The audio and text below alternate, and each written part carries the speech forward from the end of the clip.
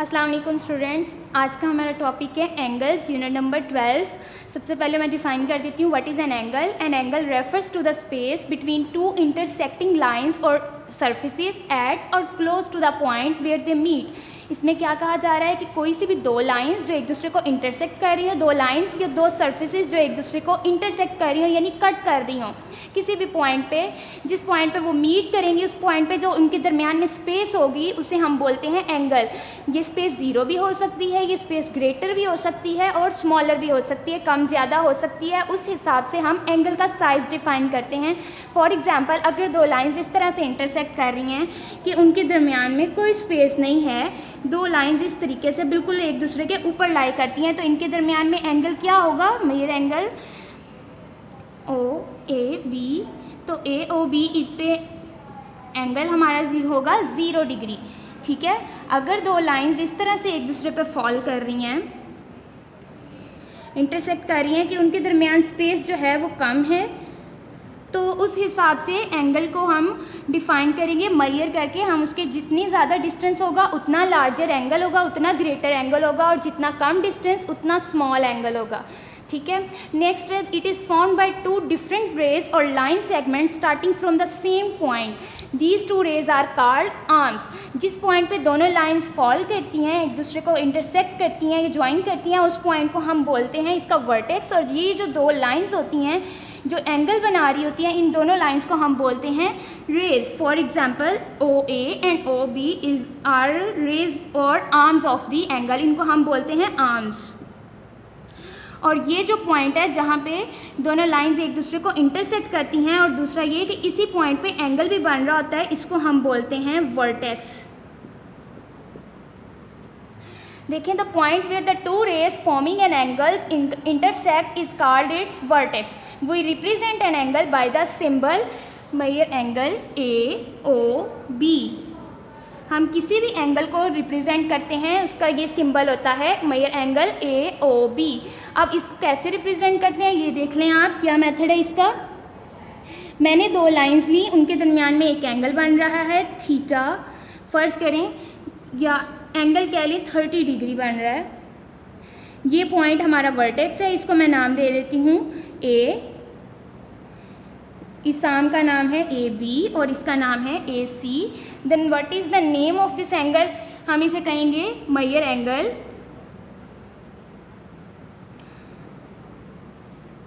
B A C.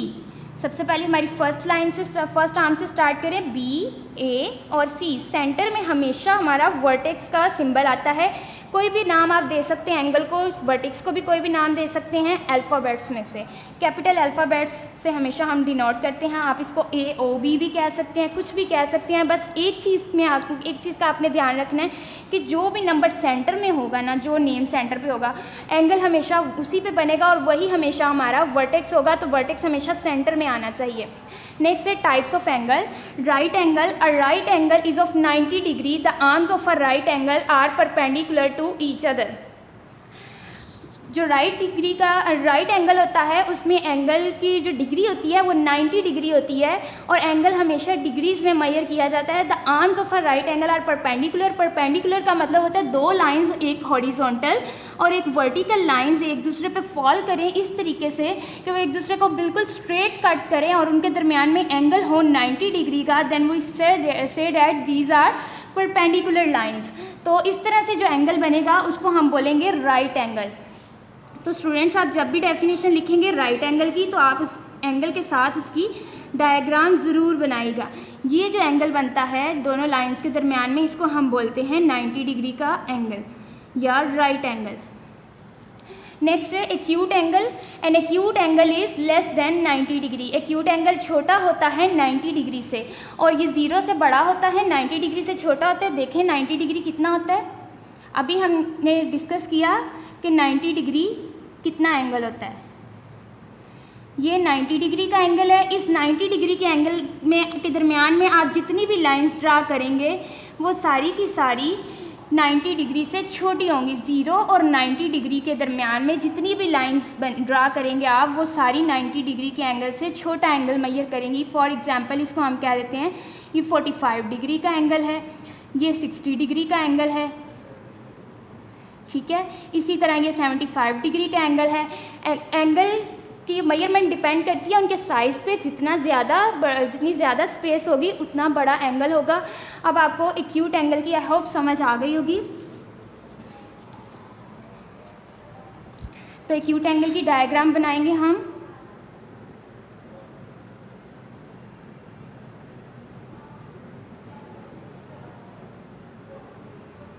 This is an acute angle, ठीक है। Next देखिए obtuse angle. And obtuse angle is more than 90 degree but less than 180 degree. 180 से छोटे और 90 degree से बड़े। 180 डिग्री का एंगल कितना होता है? Straight line angle. Straight line का एंगल जितना भी होगा उसे हम 180 डिग्री बोलेंगे। ये देखें, ये होता है एक स्ट्रेट लाइन एंगल, इसे हम 180 डिग्री बोलते हैं। और 90 डिग्री से छोटा, ये 90 डिग्री फॉल करता है। 180 से बड़ा और 90 डिग्री से छोटा, यानी कि इस तरफ को। 180 से छोटा और 90 डिग्री से बड़ा, यानी इन दो लाइंस के दरमियान में आप कितनी भी लाइंस ड्रा करेंगे वो सारी ऑब्ट्यूज एंगल्स को डिनोट करेंगी। यहाँ पर हम इसकी डायग्राम व्यू बनाएंगे।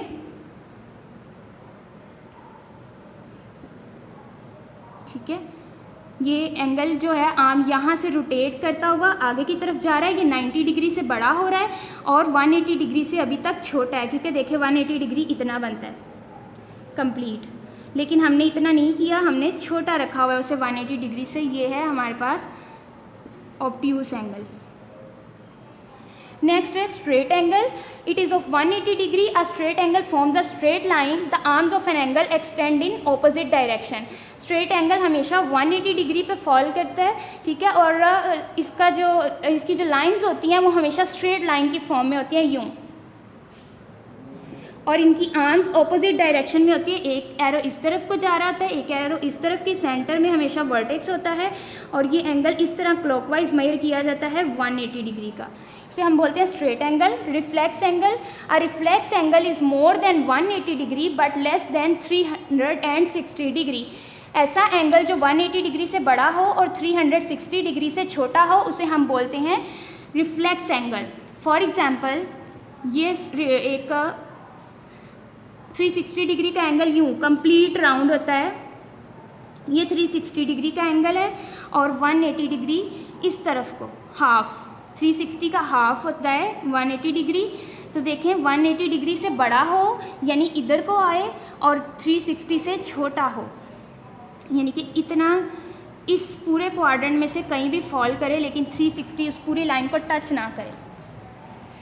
देखें कैसे इसकी डायग्राम बनती है।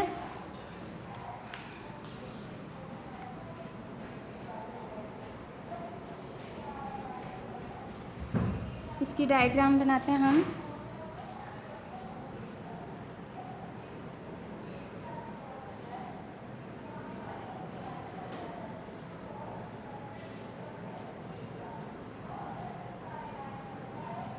ये जो एंगल बनेगा ये रिफ्लेक्स एंगल है। नेक्स्ट है कंप्लीट एंगल। कंप्लीट एंगल हमेशा 360 डिग्री का होता है। ये तब बनता है जब हमारी जो आर्म होती है, इनिशियल आर्म जिसको हम इनिशियल रे भी बोलते हैं, ये कंप्लीट एक राउंड कंप्लीट करके वापस अपनी जगह पे आ जाती है। तो हम जितना ये डिस्टेंस कवर करके आती है उसको हम बोलते हैं कंप्लीट एंगल, या वन रेवोल्यूशन भी इसको बोलते हैं। It is always of measure 360 degree. A complete angle measures 360 degree. A complete angle is an angle where one line segment has turned a full circle. यानी कि वही बात, हमारी जो लाइन है, जो आर्म है हमारी इनिशियल रे, वो कंप्लीट करके आती है, एक चक्कर पूरा सर्कल कंप्लीट करके आती है और वापस आके अपनी पहले वाली पोजीशन पे लाई करती है। ऐसे एंगल को हम बोलते हैं कंप्लीट एंगल। इस सूरत में जो फाइनल पोजीशन होती है रे की वो उसी वाली लाइन के ऊपर होती है, दोनों बिल्कुल एक दूसरे के साथ कोइंसाइड कर रही होती हैं। तो लिखा हुआ है a full circle and comes to rest on the first line segment. The two arms coincide. दोनों आर्म्स जो हैं वो एक दूसरे के साथ कोइंसाइड करती हैं यानी सेम पोजीशन पे होती हैं। तो यही इसकी डायग्राम होगी 360 डिग्री।